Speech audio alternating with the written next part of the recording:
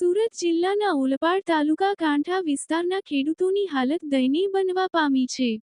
જમણા કાંઠા ઉકાઈ નહેરમાં સિંચાઈ માટે પાણી છોડાયા 15 દિવસ થઈ ગયા હોવા છતાં છેવાડાના ગામો સુધી પાણી પહોંચ્યું નથી।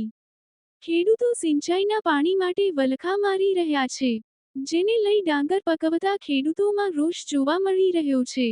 ઓલપાડ તાલુકામાં હાલ ઉનાળુ ડાંગરની ફેર રોપણીની સિઝન ચાલી રહી છે। આવા સમયે સિંચાઈના પાણીની ખૂબ જરૂરિયાત હોય છે। ઓલપાડના પિંજરત કાંઠા વિસ્તારના ગામોમાં ઉનાળામાં મુખ્ય પાક તરીકે ડાંગરની વાવેતર કરવામાં આવે છે।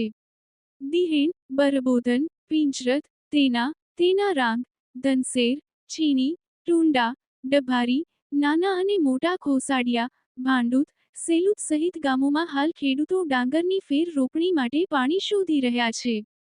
નહેરમાં 15 દિવસ પહેલા સિંચાઈ વિભાગ દ્વારા પાણી છોડવામાં આવ્યું હતું, પરંતુ ખૂબ ઓછા પ્રેશરથી પાણી છોડાતા છેવાડાના ખેડૂતો પાણી માટે તરસી રહ્યા છે। છેવાડાના દિહેણ, બરબોધન, તેના વગેરે ગામોને હજી પણ પાણી મળ્યું નથી। ખેડૂતોનું કોઈ સંભાળનાર નથી। અધિકારીઓ અને નેતાઓ દ્વારા ખેડૂતોને પાણીના નામે માત્ર આશ્વાસન જ મળી રહ્યા છે। ફૂલ ભરાયેલા ઉકાઈ ડેમમાં પૂરતું પાણી હોવાથી જો ઉદ્યોગોને પૂરતું પાણી આપી શકાતું હોય તો પછી ખેડૂતોને કેમ નહીં મળે તેવો રોષ ઠાલવી રહ્યા છે।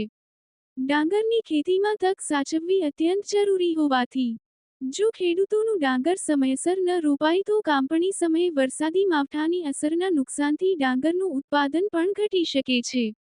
રિપોર્ટર જગદીશ ભરવાડ, ન્યૂઝ 14 ઓલપાડ। આપનું નામ મારું નામ ઠાકોરભાઈ મગનભાઈ પટેલ। હું દિહેણ પિયત મંદિરનો પ્રમુખ છું। આજે મને પ્રમુખમાં 14 વર્ષ થઈ ગયા છે, પણ આટલી તકલીફ અમને અત્યાર સુધી નથી પડી।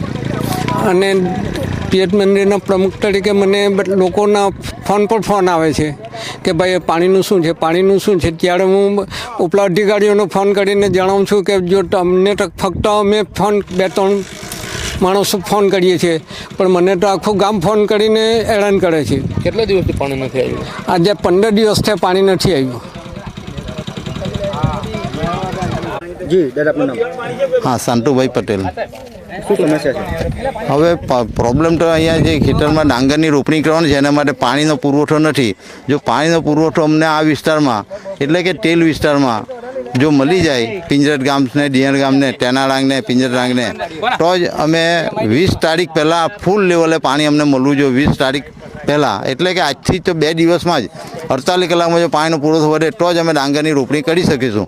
પણ જો તમે 25 તારીખ પછી અમને પાણી ફૂલ આપશો તો અમારી ડાંગરની રોપણી થશે નહીં।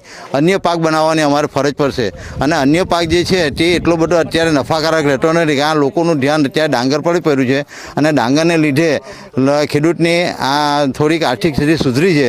માટે ડાંગરનું રોપણી અમારે 20 તારીખ પહેલાં થાય એટલે તમે અત્યારે 48 કલાકમાં અમારા તેલ વિસ્તારમાં 100% તો નહીં પણ 80% જો પાણી આપો તો અમે ડાંગરની રોપણી કરી શકીશું, નહીં તો હવે પછી રોપણી થશે નહીં।